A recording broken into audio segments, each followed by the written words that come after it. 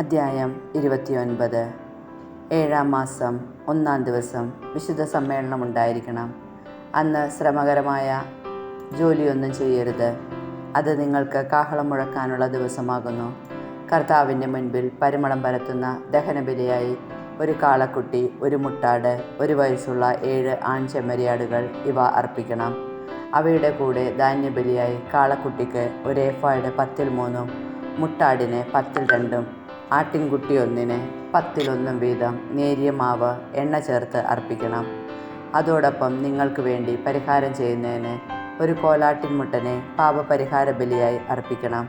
അമാവാസികളിൽ അർപ്പിക്കുന്ന ദഹനബലി, അതോടൊന്നിച്ചുള്ള ധാന്യബലി, അനുദിന ദഹനബലി, അതോടൊന്നിച്ചുള്ള ധാന്യബലി, നിയമപ്രകാരമുള്ള അവയുടെ പാനീയബലി എന്നിവയ്ക്കു പുറമെ കർത്താവിൻ്റെ മുൻപിൽ പരിമളം പരത്തുന്ന ദഹനബലിയാണിത്.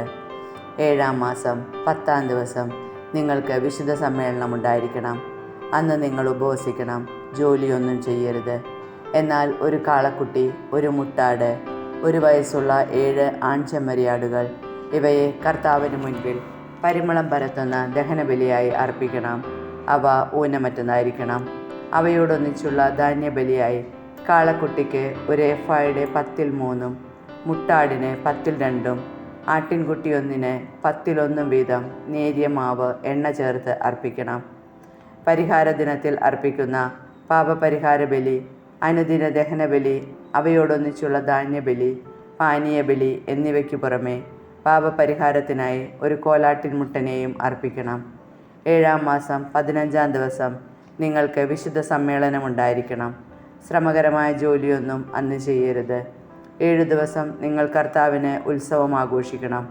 കർത്താവിൻ്റെ മുൻപിൽ പരിമളം പരത്തുന്ന ദഹനബലിയായി 13 കാളക്കുട്ടികൾ, 2 മുട്ടാടുകൾ, 1 വയസ്സുള്ള 14 ആൺചെമ്മരിയാടുകൾ എന്നിവയെ ദഹനബലിയായി അർപ്പിക്കണം. അവ ഊനമറ്റവയായിരിക്കണം. അവയോടൊന്നിച്ച് ധാന്യബലിയായി കാളക്കുട്ടി ഒന്നിന് 1 ഏഫായുടെ 10-3, മുട്ടാട് ഒന്നിന് 10-2, ആട്ടിൻകുട്ടി ഒന്നിന് 10-1 വീതം നേരിയ മാവ് എണ്ണ ചേർത്ത് അർപ്പിക്കണം. അനുദിന ദഹനബലിക്കും അവയോടൊന്നിച്ചുള്ള ധാന്യബലി, പാനീയബലി ഇവയ്ക്കു പുറമേയും പാപപരിഹാര ബലിയായി ഒരു കോലാട്ടിൻമുട്ടനെയും അർപ്പിക്കണം. 2-ാം ദിവസം 12 കാളക്കുട്ടികൾ, 2 മുട്ടാടുകൾ, 1 വയസ്സുള്ള ഊനമറ്റ 14 ആൺചെമ്മരിയാടുകൾ എന്നിവയെ നിയമപ്രകാരം അവയുടെ എണ്ണത്തിനൊത്ത ധാന്യബലിയോടും പാനീയബലിയോടും കൂടെ അർപ്പിക്കണം. അനുദിന ദഹനബലി, അതോടൊന്നിച്ചുള്ള ധാന്യബലി, പാനീയബലി ഇവയ്ക്കു പുറമെ പാപപരിഹാര ബലിയായി ഒരു കോലാട്ടിൻമുട്ടനെയും അർപ്പിക്കണം. 3-ാം ദിവസം 11 കാള, 2 മുട്ടാട്, 1 വയസ്സുള്ള ഊനമറ്റ 14 ആൺചെമ്മരിയാടുകൾ എന്നിവയെ നിയമപ്രകാരം അവയുടെ എണ്ണത്തിനൊത്ത ധാന്യബലിയോടും പാനീയബലിയോടും കൂടെ അർപ്പിക്കണം. അനുദിന ദഹനബലിക്കും അതോടൊന്നിച്ചുള്ള ധാന്യബലിക്കും പാനീയബലിക്കും പുറമെ പാപപരിഹാര ബലിയായി ഒരു കോലാട്ടിൻമുട്ടനെയും അർപ്പിക്കണം. 4-ാം ദിവസം 10 കാളകൾ, 2 മുട്ടാടുകൾ, 1 വയസ്സുള്ള ഊനമറ്റ 14 ആൺചെമ്മരിയാടുകൾ എന്നിവയെ നിയമപ്രകാരം അവയുടെ എണ്ണത്തിനൊത്ത ധാന്യബലിയോടും പാനീയബലിയോടും കൂടെ അർപ്പിക്കണം. അനുദിന ദഹനബലിക്കും അതോടൊന്നിച്ചുള്ള ധാന്യബലിക്കും പാനീയബലിക്കും പുറമെ പാപപരിഹാര ബലിയായി ഒരു കോലാട്ടിൻമുട്ടനെയും അർപ്പിക്കണം. 5-ാം ദിവസം 9 കാളകൾ, 2 മുട്ടാടുകൾ, 1 വയസ്സുള്ള ഊനമറ്റ 14 ആൺചെമ്മരിയാടുകൾ എന്നിവയെ നിയമപ്രകാരം അവയുടെ എണ്ണത്തിനൊത്ത ധാന്യബലിയോടും പാനീയബലിയോടും കൂടെ അർപ്പിക്കണം. അനുദിന ദഹനബലിക്കും അതിൻ്റെ ധാന്യബലിക്കും പാനീയബലിക്കും പുറമെ പാപപരിഹാര ബലിയായി ഒരു കോലാട്ടിൻമുട്ടനെയും അർപ്പിക്കണം. 6-ാം ദിവസം 8 കാളകൾ, 2 മുട്ടാടുകൾ, 1 വയസ്സുള്ള ഊനമറ്റ 14 ആൺചെമ്മരിയാടുകൾ എന്നിവയെ നിയമപ്രകാരം അവയുടെ എണ്ണത്തിനൊത്ത ധാന്യബലിയോടും പാനീയബലിയോടും കൂടെ അർപ്പിക്കണം. അനുദിന ദഹനബലിക്കും അതിൻ്റെ ധാന്യബലിക്കും പാനീയബലിക്കും പുറമെ പാപപരിഹാര ബലിയായി ഒരു കോലാട്ടിൻമുട്ടനെയും അർപ്പിക്കണം. 7-ാം ദിവസം 7 കാളകൾ, 2 മുട്ടാടുകൾ, 1 വയസ്സുള്ള ഊനമറ്റ 14 ആൺചെമ്മരിയാടുകൾ എന്നിവയെ നിയമപ്രകാരം അവയുടെ എണ്ണത്തിനൊത്ത ധാന്യബലിയോടും പാനീയബലിയോടും കൂടെ അർപ്പിക്കണം. അനുദിന ദഹനബലിക്കും അതിൻ്റെ ധാന്യബലിക്കും പാനീയബലിക്കും പുറമെ പാപപരിഹാര ബലിയായി ഒരു കോലാട്ടിൻമുട്ടനെയും അർപ്പിക്കണം. 8-ാം ദിവസം നിങ്ങൾക്ക് വിശുദ്ധ സമ്മേളനമുണ്ടായിരിക്കണം. ശ്രമകരമായ ജോലിയൊന്നും അന്ന് ചെയ്യരുത്. കർത്താവിൻ്റെ മുൻപിൽ പരിമളം പരത്തുന്ന ദഹനബലിയായി ഒരു കാളയെയും ഒരു മുട്ടാടിനെയും 1 വയസ്സുള്ള ഊനമറ്റ 7 ആൺ ചെമ്മരിയാടുകളെയും അർപ്പിക്കണം. നിയമപ്രകാരം അവയുടെ എണ്ണമനുസരിച്ച് ധാന്യബലിയും പാനീയബലിയും അർപ്പിക്കണം. അനുദിന ദഹനബലിക്കും അതിൻ്റെ ധാന്യബലിക്കും പാനീയബലിക്കും പുറമെ പാപപരിഹാര ബലിയായി ഒരു കോലാട്ടിൻമുട്ടനെയും അർപ്പിക്കണം. നേർച്ചകളും സ്വാഭീഷ്ട കാഴ്ചകളുമായി നിങ്ങൾ സമർപ്പിക്കുന്ന ദഹനബലികൾ, ധാന്യബലികൾ, പാനീയബലികൾ എന്നിവയ്ക്ക് പുറമെ നിർദ്ദിഷ്ടമായ ഉത്സവ ദിനങ്ങളിൽ ഇവയും കർത്താവിന് അർപ്പിക്കണം. കർത്താവ് കൽപ്പിച്ചതെല്ലാം മോശ ഇസ്രായേൽ ജനത്തോട് പറഞ്ഞു. അധ്യായം 30. സ്ത്രീകളുടെ നേർച്ചകൾ. മോശ ഇസ്രായേൽ ജനത്തിൻ്റെ ഗോത്രത്തലവന്മാരോട് പറഞ്ഞു, കർത്താവ് ഇങ്ങനെ കൽപ്പിച്ചിരിക്കുന്നു: ആരെങ്കിലും കർത്താവിന് നേർച്ച നേരുകയോ ശപഥം ചെയ്ത് തന്നെ തന്നെ കടപ്പെടുത്തുകയോ ചെയ്താൽ തൻ്റെ വാക്ക് ലംഘിക്കാതെ വാഗ്ദാനം നിറവേറ്റണം. ഏതെങ്കിലും യുവതി പിതൃഗൃഹത്തിൽ വെച്ച് കർത്താവിന് നേർച്ച നേരുകയും ശപഥത്താൽ തന്നെ തന്നെ കടപ്പെടുത്തുകയും ചെയ്തിട്ട് അവളുടെ നേർച്ചയെയും തന്നെ തന്നെ കടപ്പെടുത്തിയ ശപഥത്തെയും കുറിച്ച് കേൾക്കുമ്പോൾ പിതാവ് അവളോടൊന്നും പറയുന്നില്ലെങ്കിൽ അവളുടെ എല്ലാ നേർച്ചകളും ശപഥത്തിൻ്റെ കടപ്പാടും സാധുവായിരിക്കും. എന്നാൽ പിതാവ് അതിനെക്കുറിച്ച് കേൾക്കുന്ന ദിവസം തന്നെ വിസമ്മതം പ്രകടിപ്പിച്ചാൽ അവളുടെ എല്ലാ നേർച്ചകളും ശപഥത്തിൻ്റെ കടപ്പാടും അസാധുവാകും. പിതാവ് വിലക്കിയതുകൊണ്ട് കർത്താവ് അവളോട് ക്ഷമിക്കും. നേർച്ചയോ ചിന്തിക്കാതെ ചെയ്ത തന്നെ തന്നെ കടപ്പെടുത്തുന്ന ശപഥമോ ഉള്ള സ്ത്രീ വിവാഹിതയാവുകയും അവളുടെ ഭർത്താവ് അത് കേട്ട ദിവസം ഒന്നും പറയാതിരിക്കുകയും ചെയ്താൽ അവളുടെ നേർച്ചകളും ശപഥത്തിൻ്റെ കടപ്പാടും സാധുവായിരിക്കും. എന്നാൽ അവളുടെ ഭർത്താവ് അത് കേട്ട ദിവസം വിസമ്മതം പ്രകടിപ്പിച്ചാൽ അവളുടെ നേർച്ചയും വിചാരശൂന്യമായ ശപഥത്തിൻ്റെ കടപ്പാടും അവൻ അസാധുവാക്കുന്നു. കർത്താവ് അവളോട് ക്ഷമിക്കും. എന്നാൽ വിധവയോ ഉപേക്ഷിക്കപ്പെട്ട സ്ത്രീയോ നേരുന്ന ഏതൊരു നേർച്ചയും ശപഥത്തിൻ്റെ കടപ്പാടും അവൾക്ക് ബാധകമായിരിക്കും. ഏതെങ്കിലും സ്ത്രീ ഭർതൃഗൃഹത്തിൽ വച്ച് നേർച്ച നേരുകയോ ശപഥത്താൽ തന്നെ തന്നെ കടപ്പെടുത്തുകയോ ചെയ്യുകയും അവളുടെ ഭർത്താവ് അത് കേൾക്കുമ്പോൾ വിലക്കാതിരിക്കുകയും ചെയ്താൽ അവളുടെ നേർച്ചകളും ശപഥത്തിൻ്റെ കടപ്പാടും സാധുവായിരിക്കും. എന്നാൽ അവളുടെ ഭർത്താവ് അത് കേൾക്കുന്ന ദിവസം അവയെ അസാധുവാക്കിയാൽ അവളുടെ നേർച്ചയും ശപഥത്തിൻ്റെ കടപ്പാടും പ്രാബല്യമില്ലാത്തതാകും. അവളുടെ ഭർത്താവ് അവയെ അസാധുവാക്കിയിരിക്കുന്നു. കർത്താവ് അവളോടും ക്ഷമിക്കും. ഏതു നേർച്ചയും ശപഥത്തിൻ്റെ കടപ്പാടും ഒരുവളുടെ ഭർത്താവിന് സാധുവോ അസാധുവോ ആക്കാം. എന്നാൽ അവളുടെ ഭർത്താവ് അത് കേട്ടിട്ട് ഒന്നും പറയുന്നില്ലെങ്കിൽ അവളുടെ എല്ലാ നേർച്ചകളും ശപഥങ്ങളും അവൻ സ്ഥിരപ്പെടുത്തുന്നു. അവൻ വിലക്കാത്തതുകൊണ്ട് അവ സ്ഥിരപ്പെട്ടിരിക്കുന്നു. എന്നാൽ അത് കേട്ടിട്ട് കുറേ നാൾ കഴിഞ്ഞ ശേഷം നിരോധിച്ചാൽ അവൻ അവളുടെ കുറ്റം ഏറ്റെടുക്കണം. ഭർത്താവും ഭാര്യയും പിതാവും പിതൃഗൃഹത്തിൽ വസിക്കുന്ന കന്യകയും പാലിക്കണമെന്ന് മോശ വഴി കർത്താവ് കൽപ്പിച്ച നിയമങ്ങൾ ഇവയാണ്. സംഖ്യയുടെ പുസ്തകത്തിൽ നിന്ന് അധ്യായം 31. മിദ്യാനെ നശിപ്പിക്കുന്നു. കർത്താവ് മോശയോട് അരുളി ചെയ്തു, ഇസ്രായേൽ ജനത്തിനു വേണ്ടി മിദ്യാൻകാരോട് പ്രതികാരം ചെയ്യുക. അതിനുശേഷം നീ നിൻ്റെ പിതാക്കന്മാരോട് ചേരും.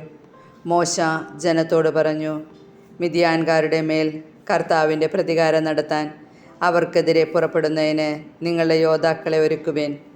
ഇസ്രായേലിലെ ഓരോ ഗോത്രത്തിലും നിന്ന് 1000 പേരെ വീതം യുദ്ധത്തിനയക്കണം. അങ്ങനെ ഇസ്രായേലിലെ സഹസ്രങ്ങളിൽ നിന്ന് ഓരോ ഗോത്രത്തിലും നിന്ന് 1000 പേർ വീതം 12000 പേരെ യുദ്ധത്തിന് വേർതിരിച്ചു. മോശ ഓരോ ഗോത്രത്തിലും നിന്ന് 1000 പേർ വീതമുള്ള അവരെ പുരോഹിതനായ എലയാസറിൻ്റെ മകൻ ഫിനേഹാസിനോടൊപ്പം യുദ്ധത്തിനയച്ചു. ഫിനേഹാസ് വിശുദ്ധ മന്ദിരത്തിലെ ഉപകരണങ്ങളും സൂചനാ കാഹളങ്ങളും വഹിച്ചിരുന്നു. കർത്താവ് മോശയോട് കൽപ്പിച്ചതുപോലെ അവർ മിദ്യാൻകാരോട് യുദ്ധം ചെയ്ത് പുരുഷന്മാരെയെല്ലാം കൊന്നൊടുക്കി. അവർ യുദ്ധത്തിൽ വധിച്ചവരുടെ കൂട്ടത്തിൽ ഏവി, രേഖം, സൂർ, ഹൂർ, റേബ എന്നീ 5 മിദ്യാൻ രാജാക്കന്മാരും ഉണ്ടായിരുന്നു. ബയോറിൻ്റെ മകനായ ബാലാമിനെയും അവർ വാളിനിരയാക്കി. ഇസ്രായേലിയർ മിദ്യാൻ സ്ത്രീകളെയും കുഞ്ഞുങ്ങളെയും തടവുകാരാക്കി. കന്നുകാലികളെയും ആട്ടിൻപറ്റങ്ങളെയും സമ്പത്തൊക്കെയും കൊള്ളവസ്തുവായി എടുത്തു. അവർ വസിച്ചിരുന്ന എല്ലാ പട്ടണങ്ങളും താവളങ്ങളും അഗ്നിക്കിരയാക്കി. കൊള്ളവസ്തുക്കളും മനുഷ്യരും മൃഗങ്ങളും അടങ്ങിയ എല്ലാ കവർച്ച മുതലും അവർ എടുത്തു. പിന്നീട് തടവുകാരെ കൊള്ളവസ്തുക്കളോടൊപ്പം ജെറീക്കോയുടെ എതിർവശത്ത് ജോർദാനരികെയുള്ള മൊവാബ് സമതലത്തിലെ പാളയത്തിലേക്ക് മോശയുടെയും പുരോഹിതനായ എലയാസറിൻ്റെയും ഇസ്രായേൽ സമൂഹത്തിൻ്റെയും അടുക്കലേക്ക് കൊണ്ടുവന്നു. മോശയും പുരോഹിതൻ എലയാസറും സമൂഹ നേതാക്കളും അവരെ എതിരേൽക്കാൻ പാളയത്തിന് പുറത്തേക്ക് ചെന്നു. മോശ യുദ്ധം കഴിഞ്ഞു വന്ന സഹസ്രാധിപന്മാരും ശതാധിപന്മാരുമായ പടത്തലവന്മാരോട് കോപിച്ചു. അവൻ പറഞ്ഞു, നിങ്ങൾ സ്ത്രീകളെയെല്ലാം ജീവനോടെ വച്ചിരിക്കുന്നുവോ? ഇവരാണ് ബാലാമിൻ്റെ ഉപദേശപ്രകാരം പെയോറിലെ സംഭവത്തിൽ ഇസ്രായേലരെ കർത്താവിനെതിരെ തെറ്റ് ചെയ്യാൻ പ്രേരിപ്പിച്ചത്. അന്ന് കർത്താവിൻ്റെ സമൂഹത്തിൽ മഹാമാരി ഉണ്ടായി. അതിനാൽ സകല ആൺകുഞ്ഞുങ്ങളെയും പുരുഷനെ അറിഞ്ഞ സ്ത്രീകളെയും വധിക്കുക. എന്നാൽ പുരുഷനെ അറിഞ്ഞിട്ടില്ലാത്ത പെൺകുട്ടികളെ നിങ്ങൾക്കായി ജീവനോടെ സൂക്ഷിച്ചുകൊള്ളുക. നിങ്ങൾ 7 ദിവസം പാളയത്തിന് പുറത്ത് താമസിക്കണം. ആരെയെങ്കിലും കൊന്നവനും കൊല്ലപ്പെട്ട ആരെയെങ്കിലും തൊട്ടവനുമായി നിങ്ങളിലുള്ളവരെല്ലാം 3-ാം ദിവസവും 7-ാം ദിവസവും നിങ്ങളെ തന്നെയും തങ്ങളുടെ തടവുകാരെയും ശുദ്ധീകരിക്കണം.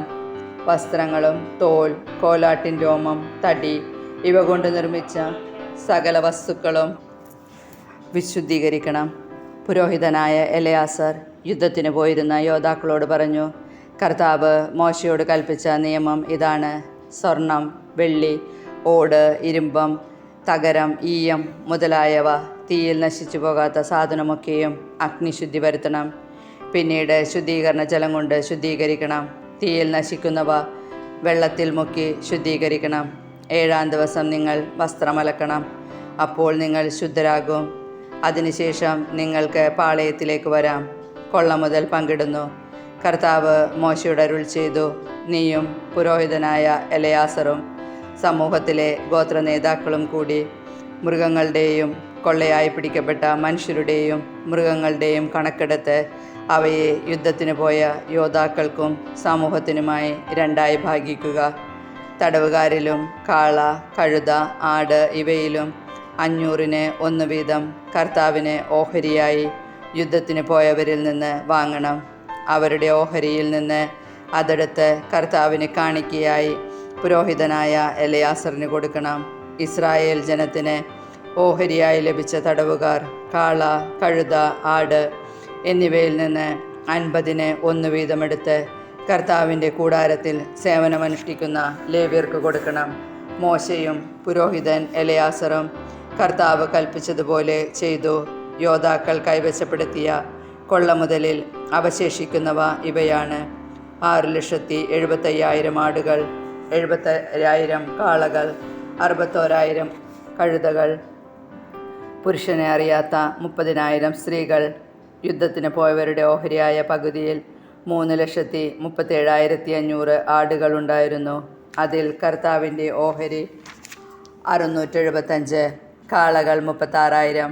അതിൽ കർത്താവിൻ്റെ ഓഹരി 72. കഴുതകൾ 30,500. അതിൽ കർത്താവിൻ്റെ ഓഹരി 61. തടവുകാർ 10,000. അതിൽ കർത്താവിൻ്റെ ഓഹരി 32.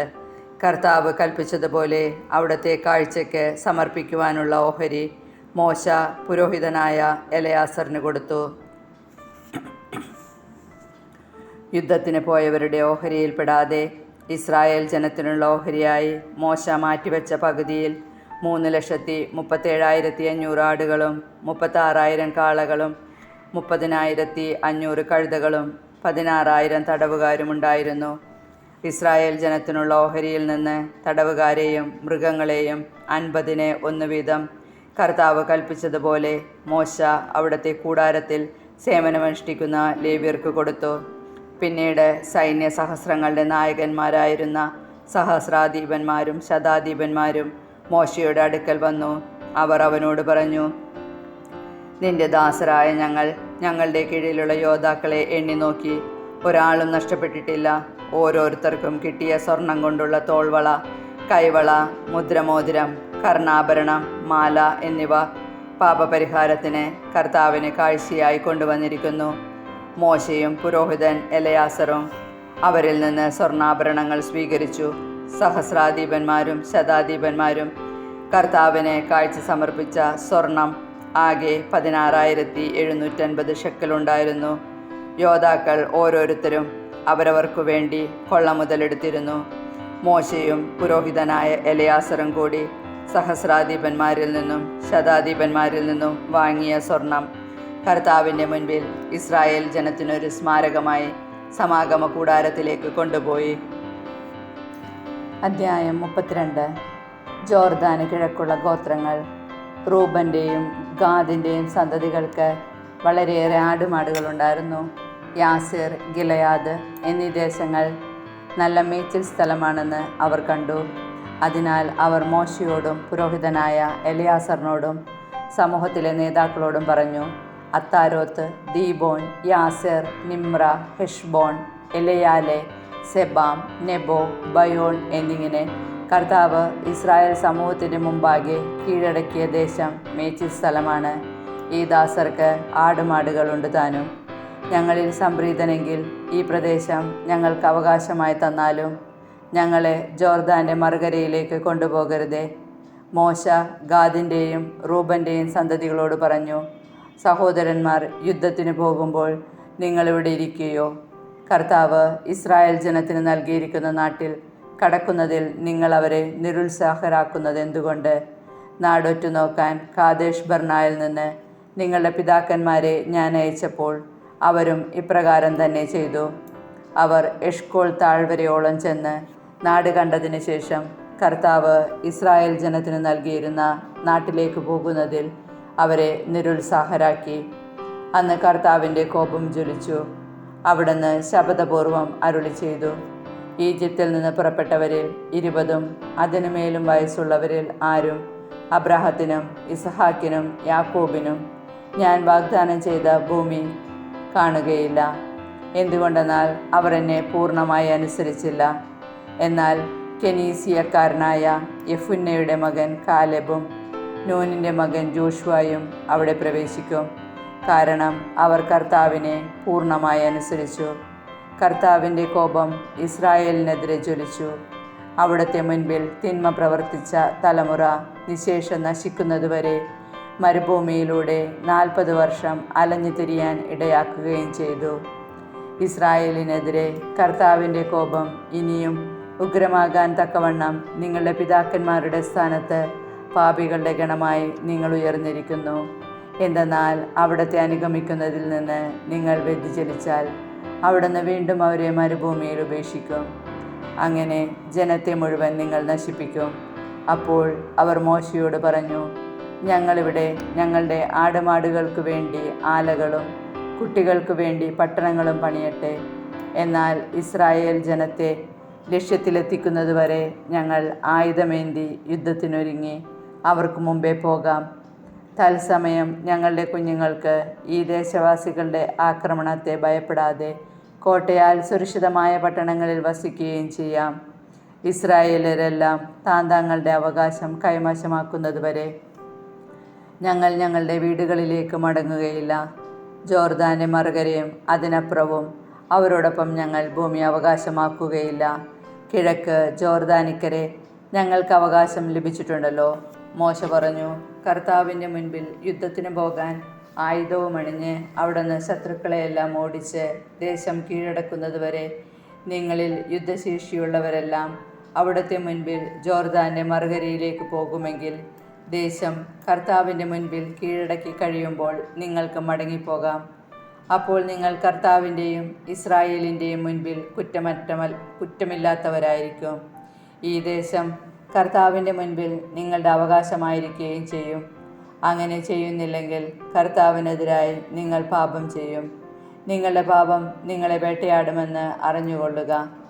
നിങ്ങളുടെ കുട്ടികൾക്കായി പട്ടണങ്ങളും ആടുകൾക്ക് ആലകളും പണിയുവിൻ. നിങ്ങൾ ചെയ്ത വാഗ്ദാനം നിറവേറ്റുകയും വേണം. ഗാദിൻ്റെയും റൂബൻ്റെയും ഗോത്രങ്ങൾ മോശയോട് പറഞ്ഞു, അങ്ങ് കൽപ്പിക്കുന്നത് പോലെ ഈ ദാസന്മാർ ചെയ്തു കൊള്ളാം. ഞങ്ങളുടെ കുട്ടികളും ഭാര്യമാരും ആടുമാടുകളും ഗിലെയാദിലെ പട്ടണങ്ങളിൽ തങ്ങട്ടെ. ഈ ദാസന്മാർ അങ്ങ് കൽപ്പിക്കുന്നത് പോലെ ആയുധമേന്തി യുദ്ധത്തിനായി കർത്താവിൻ്റെ മുൻപിൽ പോകാം. മോശ അവരെക്കുറിച്ച് പുരോഹിതനായ എലയാസറിനോടും നൂനിൻ്റെ പുത്രൻ ജോഷുവയോടും ഇസ്രായേൽ ഗോത്രങ്ങളുടെ ശ്രേഷ്ഠന്മാരോടും പറഞ്ഞു, ഗാദിൻ്റെയും റൂബൻ്റെയും പുത്രന്മാർ ആയുധധാരികളായി യുദ്ധം ചെയ്യാൻ നിങ്ങളോടൊപ്പം ജോർദാൻ കടന്ന് കർത്താവിൻ്റെ മുൻപിൽ പോവുകയും നിങ്ങൾക്ക് വേണ്ടി ദേശം കീഴടക്കുകയും ചെയ്താൽ ഗിലെയാദ് ദേശം അവർക്ക് അവകാശമായി കൊടുക്കണം. എന്നാൽ അവർ നിങ്ങളോടൊപ്പം യുദ്ധസന്നദ്ധരായി വരുന്നില്ലെങ്കിൽ കാനാൻ ദേശത്ത് നിങ്ങളുടെ ഇടയിലായിരിക്കട്ടെ അവർക്ക് അവകാശം. ഗാദിൻ്റെയും റൂബൻ്റെയും സന്തതികൾ പറഞ്ഞു, കർത്താവ് അരുളി ചെയ്തതുപോലെ ഈ ദാസർ പ്രവർത്തിച്ചു കൊള്ളാം. ജോർദാനിക്കരെ, ഞങ്ങൾ കൈവശമാക്കിയ പ്രദേശം ഞങ്ങളുടേതാകേണ്ടതിന് ആയുധധാരികളായി ഞങ്ങൾ കർത്താവിൻ്റെ മുൻപിൽ കാനാനിലേക്ക് പോകാം.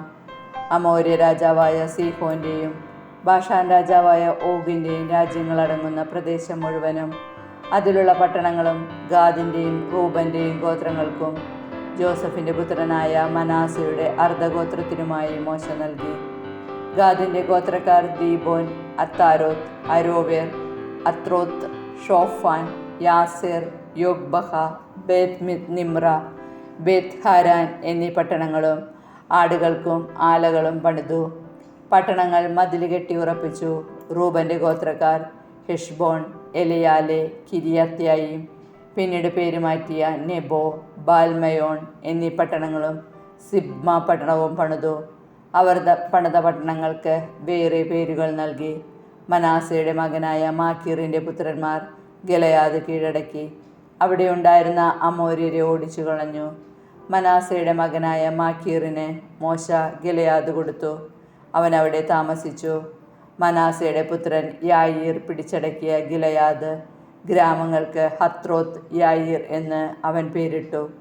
കെനാത്തും അതിൻ്റെ ഗ്രാമങ്ങളും നോബഹ് പിടിച്ചടക്കി. അവൻ തൻ്റെ പേരനുസരിച്ച് അതിനെ നോബഹ് എന്ന് വിളിച്ചു.